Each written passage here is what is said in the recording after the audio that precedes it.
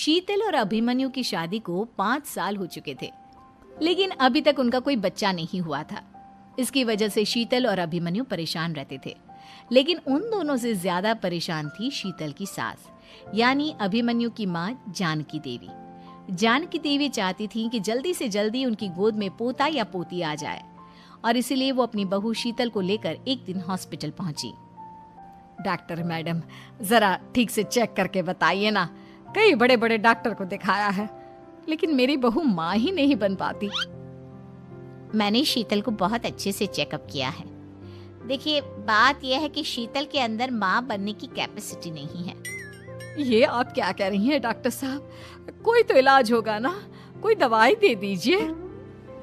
देखिए, कुछ प्रॉब्लम ऐसी होती है जिनका कोई ट्रीटमेंट नहीं होता। आई एम सॉरी टू से, लेकिन शीतल कभी माँ नहीं बन सकती, क्योंकि उसके यूट्रस में अंदर से ही कुछ प्रॉब्लम है। घर आने के बाद क्या हुआ माँ?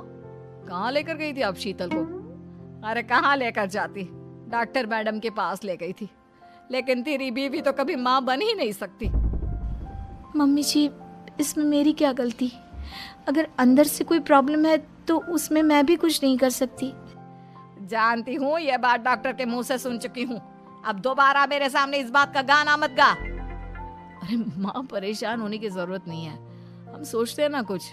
अरे क्या सोचेगा तू? जब डॉक्टर कह चुका है कि तेरी बीवी माँ नहीं बन सकती, तो बता क्या सोचेगा तू? कहाँ से लाएगा बच्चा?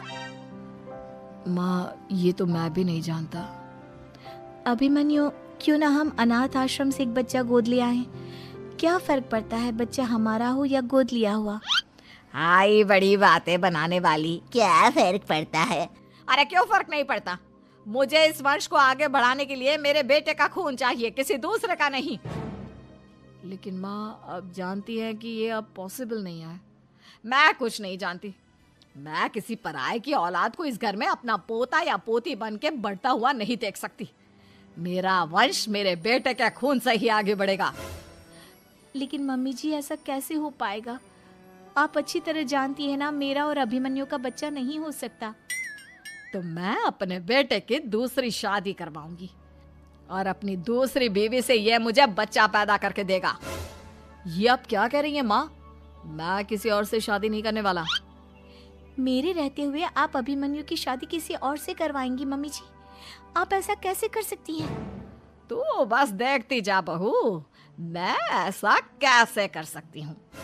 कुछ दिनों के बाद, अभिमन्यु, मैंने तेरे लिए लड़की ढूंढ ली है। माँ, मैं आपको कितनी बार समझाऊं, मुझे किसी से शादी नहीं करनी है। पहले मेरी बात सुन। ये जो चमेली है ना, हमारे घर में काम करने आती है, वो तुझसे शादी करने के लिए तैयार है। मम्मी जी, आप अभिमन्यु की शादी एक नौकरानी के साथ करवाएंगी?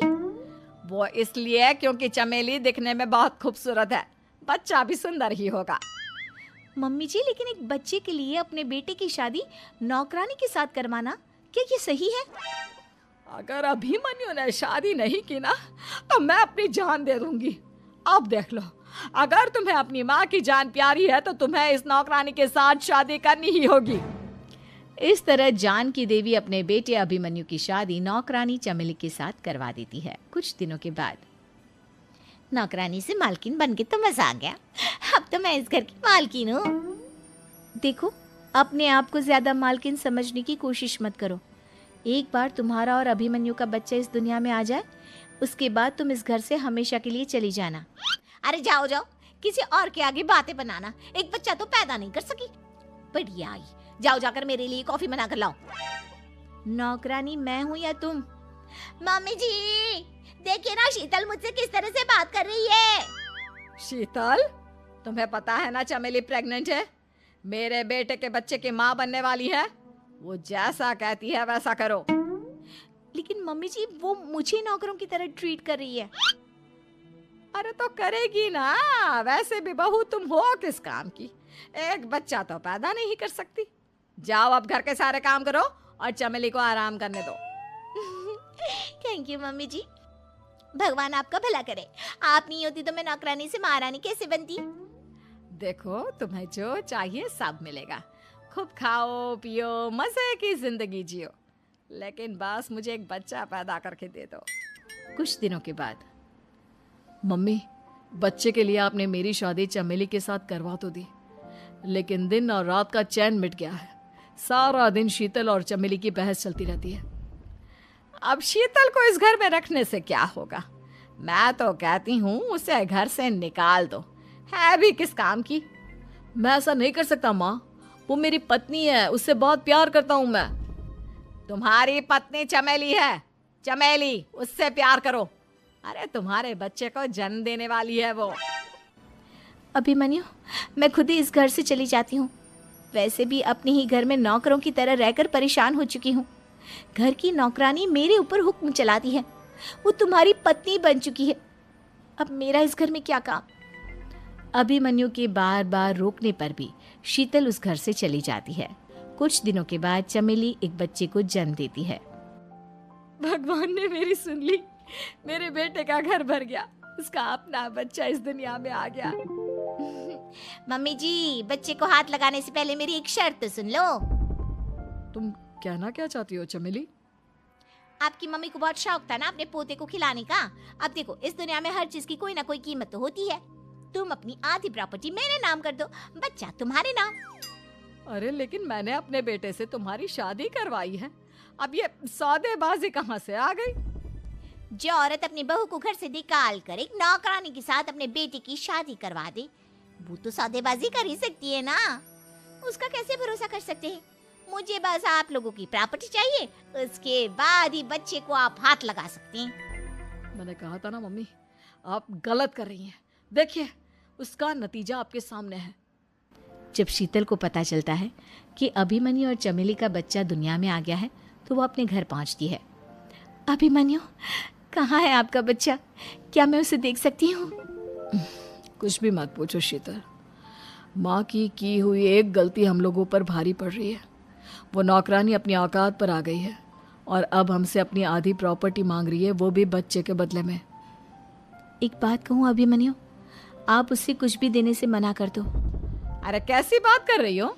मेरे बेटे की औलाद है उसके पास, ऐसे कैसे मना कर दे? मम्मी जी, वो अभिमन्यु का बच्चा नहीं है, वो चमेली और उसके बॉयफ्रेंड का बच्चा है। ये तुम क्या कह रही हो शीतल? ये देखिए वीडियो। चमेली और उसका बॉयफ्रेंड आपस में बातें कर रहे हैं कि उन दोनों ने मिलकर आपको बेवकूफ़ बनाया है और अब इस बच्चे के बदले आपसे प्रॉपर्टी भी हड़प लेंगे। हे भगवान, ये मुझसे क्या हो गया?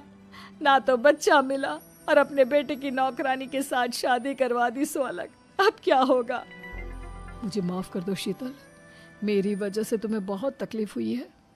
अभिमन्यु, मैंने कहा ना, उस नौकरानी को उसके बच्चे सहित इस घर से बाहर निकाल दो। लगता है मेरे अभिमन्यु का बाप बनने का सपना अधूरा ही रह जाएगा। अभिमन्यु, अपनी मम्मी से कहो कि परेशान ना हो। आपको याद है एक बार हम एक IVF सेंटर गए थे, मैंने फिर से वहाँ जाकर बात की थी और आपको पता है इस बार मैं प्रेग्नेंट हूँ, क्योंकि हमने वहाँ पर प्रोसीजर करवाया था जिसकी वजह से मैं प्रेग्नेंट हो गई थी और इस बात का पता मुझे बस कुछ महीने पहले ही लगा है। हमारा बच्चा इस दुनिया में आने वाला है अभिमन्यु। मुझे माफ कर दो शीतल बहू, मुझसे बहुत बड़ी गलती हो गई। कोई बात नहीं माँ, लेकिन अब हमें उस धोखेबाज नौकरानी को इस घर से बाहर निकालना है और इस घर की मालकिन को वापस घर लाना है, वो भी अपने बच्चे के साथ।